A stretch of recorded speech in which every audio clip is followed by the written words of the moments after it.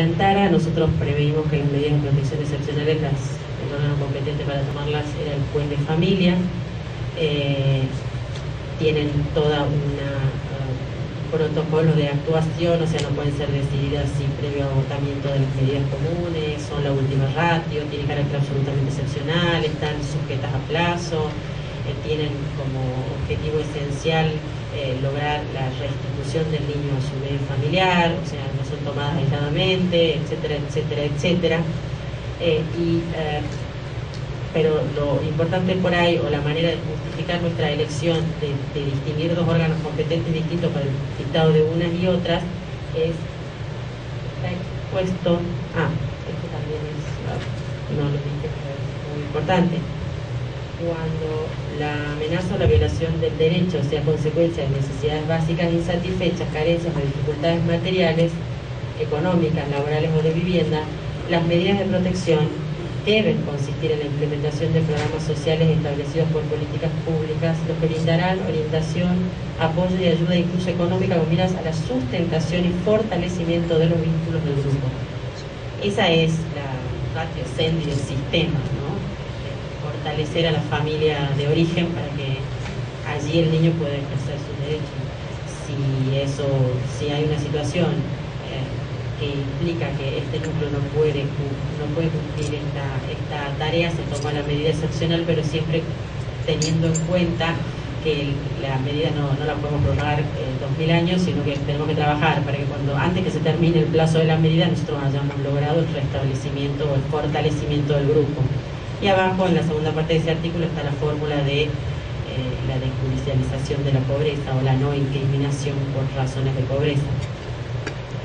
Lo que aludía, la justificación que aludía de designar distintas competencias para el órgano administrativo o judicial según se trate de medidas que involucren el apartamiento o no del niño de su núcleo familiar, está un poco no saneada, porque la justificación está en el artículo 100, pero en el 119 nosotros preveemos una fórmula de traspaso automático de facultades. ¿Por qué? Porque entendimos que en las condiciones actuales, no legales, porque podemos poner todo para el Ejecutivo y lo solucionamos, sino una serie de situaciones justificaban que pasáramos a tener este sistema de gestión de esta manera, y al cabo de 2 años de entrada efectivamente en vigencia la norma,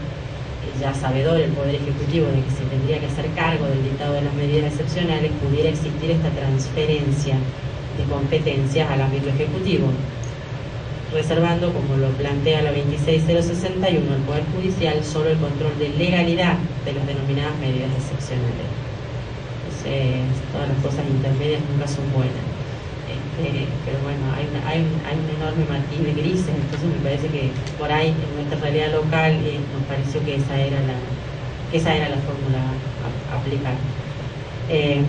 Después, obviamente, el proyecto tiene criterios, da pautas para la adopción de medidas de protección que no tienen absolutamente ninguna novedad, sino que están incardinadas dentro del mandato de la ley nacional. Esto de que hay que privilegiar las formas de intervención no sustitutivas del núcleo familiar, etcétera, etcétera, etcétera. No hay nada nuevo ahí. Y en cuanto al mecanismo para el dictado de las medidas de protección, no sé si es interesante decirlo, porque es un mecanismo administrativo que si hay algo que se puede modificar es justamente eso, no los pilares del proyecto, sino justamente estas designaciones de si se denuncia, no se denuncia. Entonces yo preferiría avanzar y contarles que también en el proyecto se incluye la figura del defensor de los derechos de los niños, niñas y adolescentes, proyecto que ya estaba tratado en las cámaras legislativas y que tenía media sanción de diputados, ¿no? O de diputados. Más o menos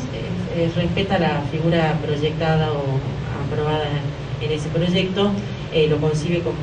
un órgano con autonomía funcional, sí, con dependencia presupuestaria de las cámaras legislativas, y en cuanto a su designación, remoción,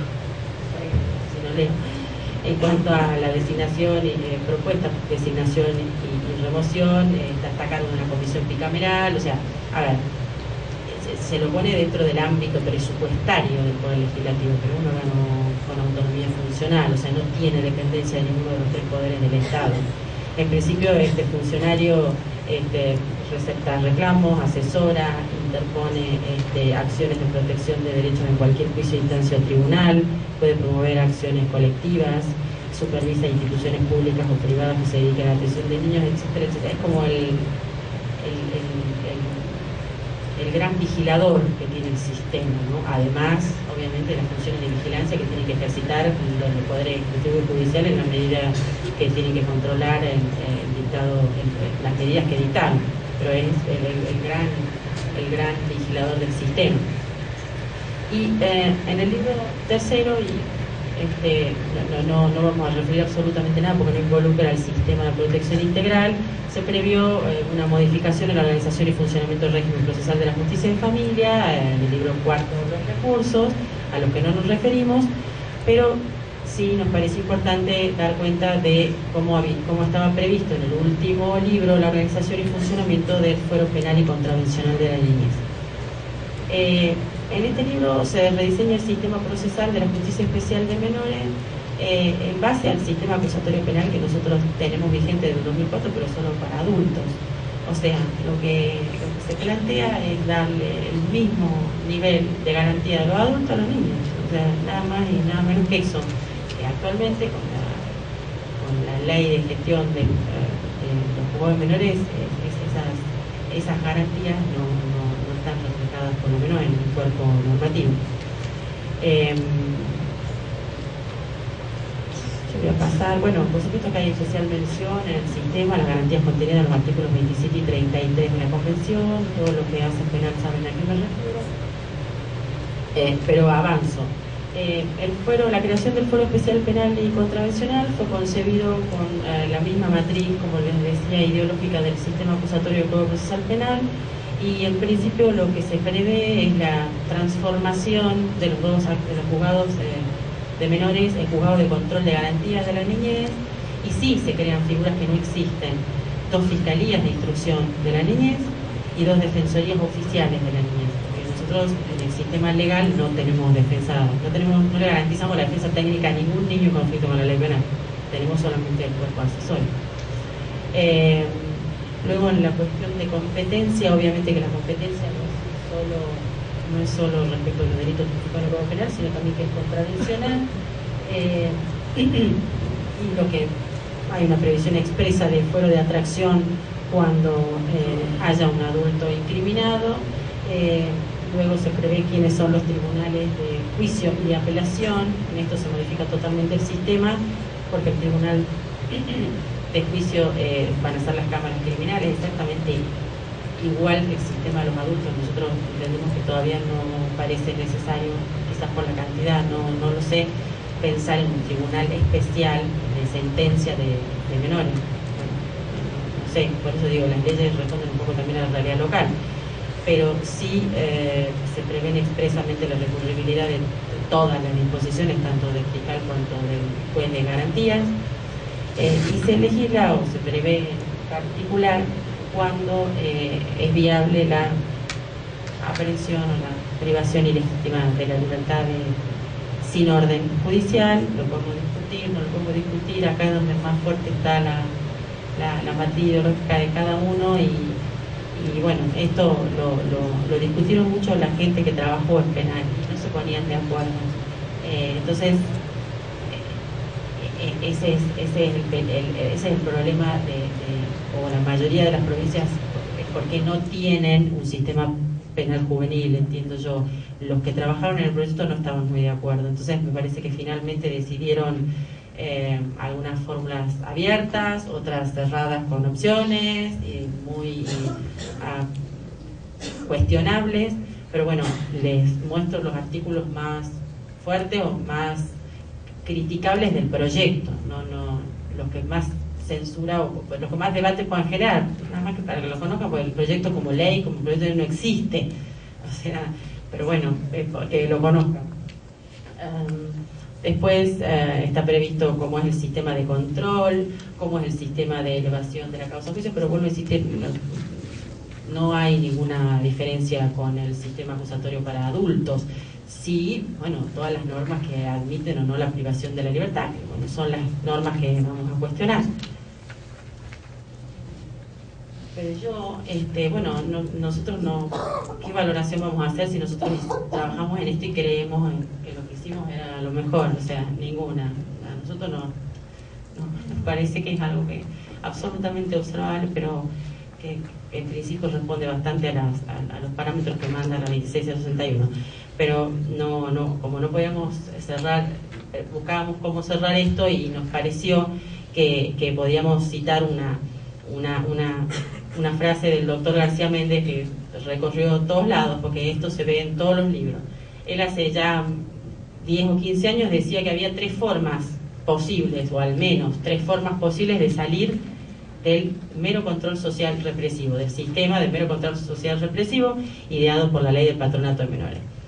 La primera forma era hacer una reforma eufemística, esto de adoptar el lenguaje y las formas de la llamada doctrina de la protección integral, que supongo que es un poco lo que nos pasó desde el 94 hasta, no sé, hasta el 26061, que todos hablamos de la convención y seguíamos aplicando normas tutelares. La otra forma es la reforma represiva, o sea, adoptar solo el rótulo de la protección integral y copiar quizás un texto idéntico, pero tomando medidas represivas y tales como el aumento de penas, el abandono explícito de la garantía o la disminución de la edad punible. Me parece que nosotros estamos saliendo, por lo menos en Catamarca, estamos saliendo de ese segundo estadio y la verdad que hago votos porque este espacio sea el que finalmente nos lleve a la reforma justa. La reforma justa que supone tener en cuenta una serie de indicaciones concretas que surgen de la letra y del espíritu de la Convención, tales como la necesidad de separación neta entre problemas de índole meramente social de los problemas que implican conflictos de naturaleza jurídica, reservando los segundos exclusivamente a la órbita judicial, el establecimiento de un régimen penal juvenil no discrecional, con todas las garantías y mecanismos de exigibilidad previstos por los artículos 37 y 40 de la Convención, el diseño de la noción de políticas públicas para la infancia, la distinción jurídica entre niños y adolescentes, separación en franjas etarias que diferencie soluciones para ambas categorías, al menos en 3 áreas diferenciadas: la responsabilidad penal, el trabajo y la participación. La eliminación de la declaración de abandono por pobreza, lo que supone la necesidad de crear mecanismos concretos de apoyo sociofamiliar y la prohibición de separar al niño de su medio familiar por carencias de orden material. Y por último, la consideración de los niños y adolescentes como sujetos de derechos y no más menores objetos de compasión o represión. Dios quiera que estemos en el camino de esa reforma. Gracias.